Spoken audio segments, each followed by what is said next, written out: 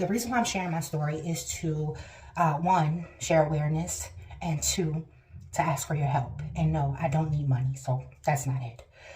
All right, so my husband and I have been trying to conceive for 6 years, and with no luck. And for anybody who has been on a trying to conceive journey, you know that it's hard, especially seeing people who are pregnant and who are having multiple children. And it's hard for you because you haven't had your baby yet. So seeing this, it was breaking my heart. And I just was like, okay, honey, it's time to go to the doctor. Let's check to make sure everything's okay. So we finally went to the doctor, the fertility doctor. They checked him. They said, oh, you're great. Your swimmers are good. They checked me. They was like, you're good too. So you guys just have to try harder. Mind you, by this point, I was already checking my ovulation, everything for so long. And finally, February of 2022, we got pregnant. But we didn't know we were pregnant until I fell in the bathtub and lost my baby. So this is also a trigger warning. I lost my baby, but it was really early on. And so I was sad and I cried, but I was like, oh, at least I know that I can get pregnant. A couple months later, we got a big fat positive. And when I say we got a big fat positive, honey, listen, that pregnancy test was positive before my baby even implanted. I was like, where does that happen at? The doctor was like, whoa. Because we went to get an ultrasound because we were that happy. So we ran to the ER and they're like, we pretended like we didn't know that the pregnancy test was positive. I was like, I think I might be pregnant. My stomach hurts, isn't it? So they checked, they did an ultrasound. They said, well, we don't see, it's just a little circle. We don't see anything. They said you could have had an MC or it's too early. So over the next couple days, the doctor went ahead and I reached out to an OBGYN. They went ahead and did some blood work every 2 days or whatever to make sure that the numbers were rising. And baby, we thought I was pregnant with twins because the numbers were rising. And I was like, whoo, this little bugger's strong. And so, you know, life was great, pregnant, enjoying it, glowing, got the fat nose. And I mean, these were things that I was enjoying. And I was like, God, this is amazing. I have a thyroid condition. And Lord, the strength I had to carry that baby. And everything was just like, whoo. And I was getting sick with colds and things like that. And I was like, that's fine. I'm pregnant. I'm good. You know, I was praying over him, talking to him, singing over him, everything, every night. And then in March, we had the gender reveal.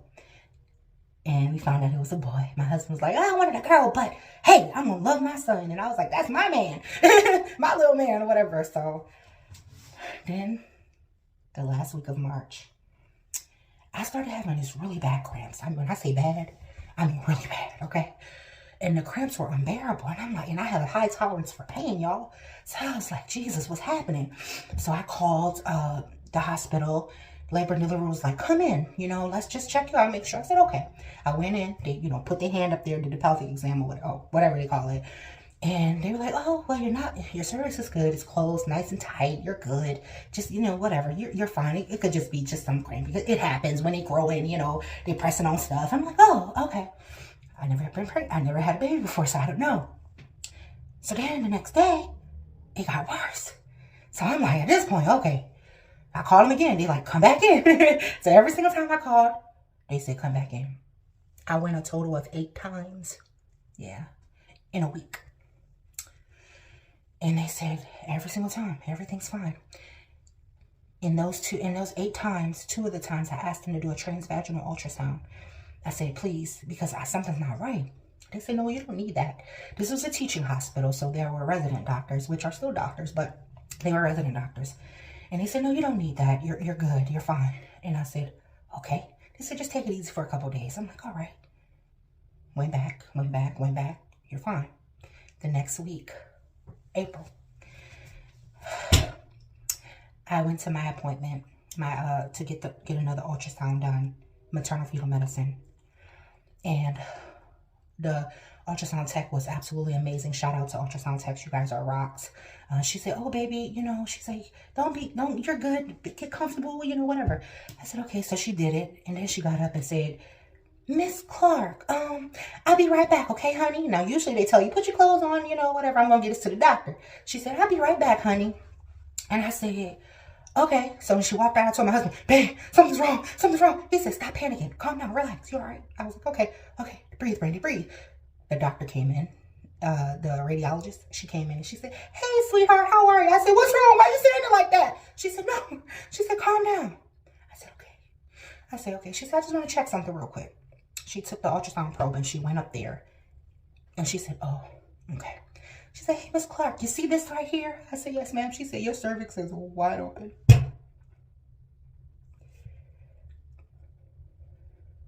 And I started crying instantly. And I said, I told them, I asked them to do the transvaginal ultrasound. I asked them. And she said, I'm so sorry, sweetheart, that they didn't listen to you. She said, and I read that you did go a couple times. A couple. I said, I went 8 times.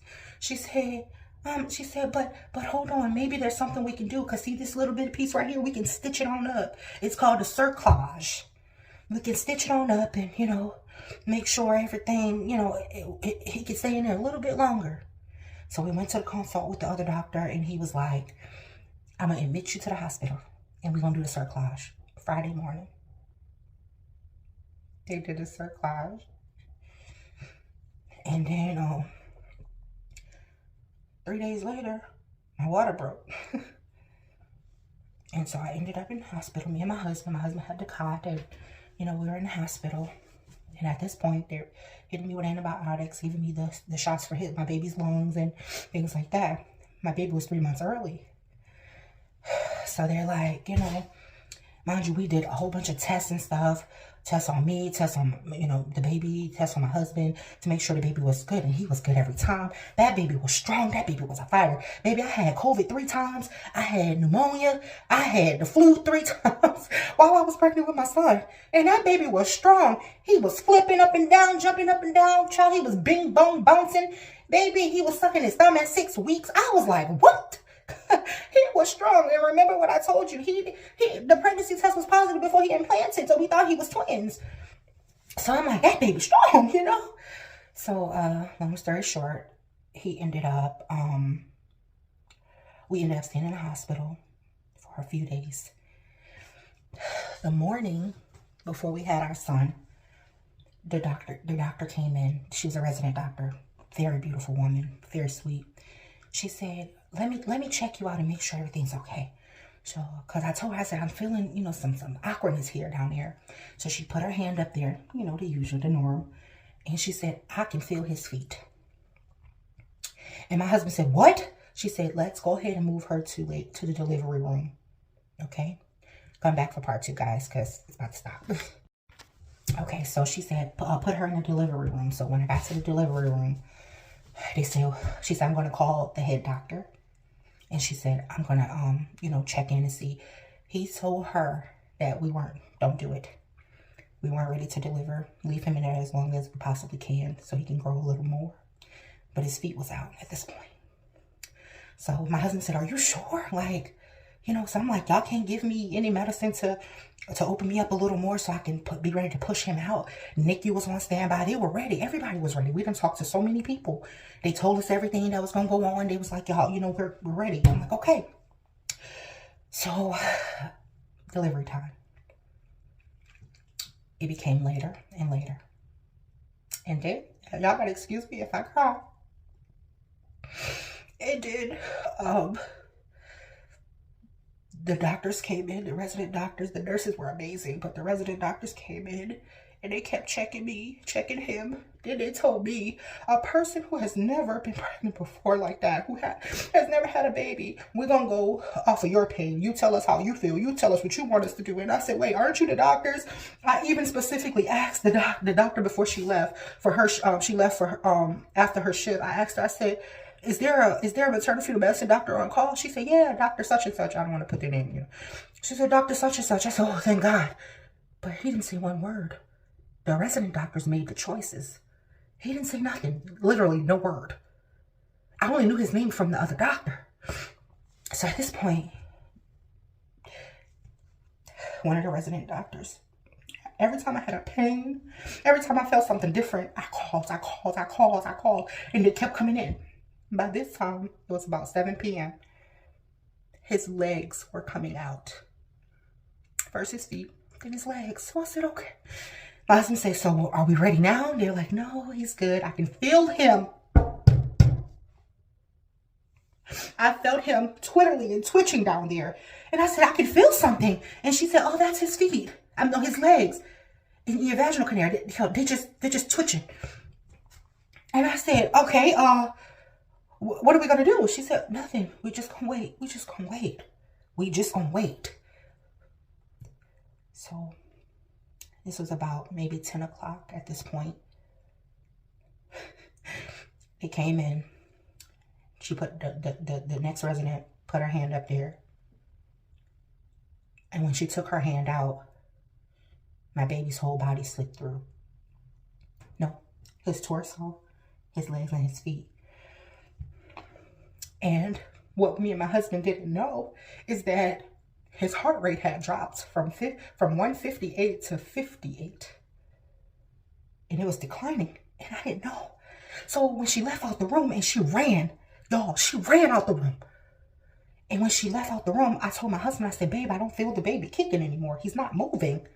And my husband said, let me look. And he went down there and he said, nurse, I can see my baby's feet. By this time, we didn't even know any of this, right? So they ran in. Oh, okay, it's time for us to take her now. We're going to go. So they started moving faster. They're like, push. I'm like, mind you, no epidural. I was supposed to get an epidural. Didn't get one.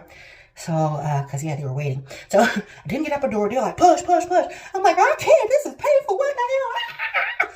They rubbing my head. I'm like, leave me alone. You know, and I'm like, let me go. They're like, okay, we'll give her laughing medicine or whatever it's called. They gave it to me, and I was like, and it was like, just one big push, and he's out. I said, and he was out. And I said,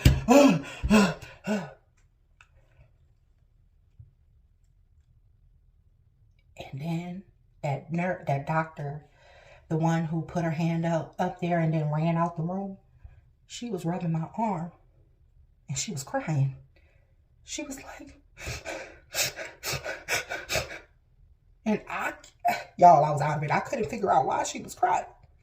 And then the NICU doctor came in and she rubbed my hand.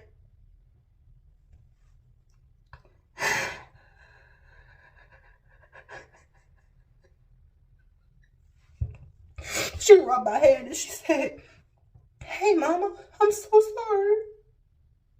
She said, we tried everything. We gave him medicine. We tried to open him. She said, and nothing worked. And I just felt my body going lifeless. I was done. And the doctor said, go get her husband, because my husband was like, he didn't want to be in there because he would have passed out. He's very like squeamish. It's a whole story.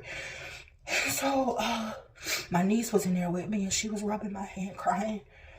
And my husband, he came in with a big old smile on his face. He's like, hey, babe, you know, like looking for his son. And he grabbed my hand. He said, what's wrong, mama? And I said, they didn't tell you. He said, tell me what? I said, the baby didn't make it. My husband fell into my chest while he was waiting for the whatever to come out. He fell into my chest and he was out. My niece had to get him, take him to go see his baby. And the doctor asked me, you want to hold your baby? I said, no, I want my baby to go home with me. And, oh God. So,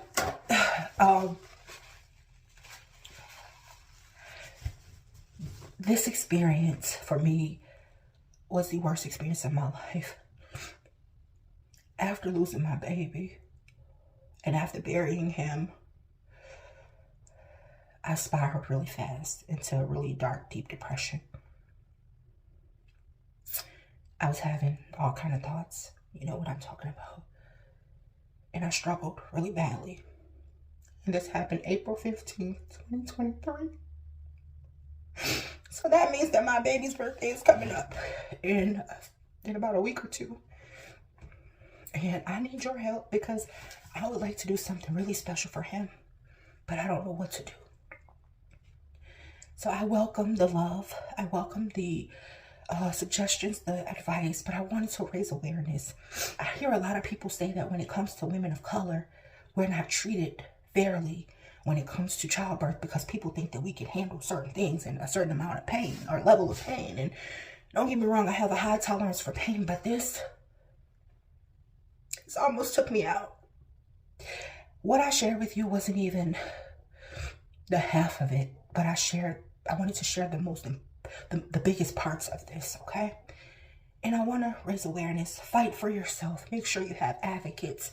Make sure you advocate. Make sure, because even if, you know, things were happening, I should have gotten a cerclage when I went in the week before or whatever. You know, when I kept calling and things like that, I should have been heard. I should have been listened to. But because I kept going to labor and delivery, they made it seem as if like I was just one of those first-time moms who just panics a lot. When in reality, I was losing my baby. Oh, I didn't tell you why, how I ended up losing my son. Or I'm not how, but what happened. So they knew before we left the other room that my son was gone. Yeah. Nobody said anything. Of course, they wanted to get him out. He was already gone when his heart rate dropped like that. And what happened was his torso and his legs and feet were already out. So his neck got stuck and he suffocated. My baby suffocated. And I live with this every day. And my husband don't even know how hard it is. He's battling it. I'm battling it. And it's been hella hard, y'all. So I just wanted to share my story in hopes that it would help somebody else. So I want to do something special for my baby's birthday because he deserves that. I'd rather him be with me.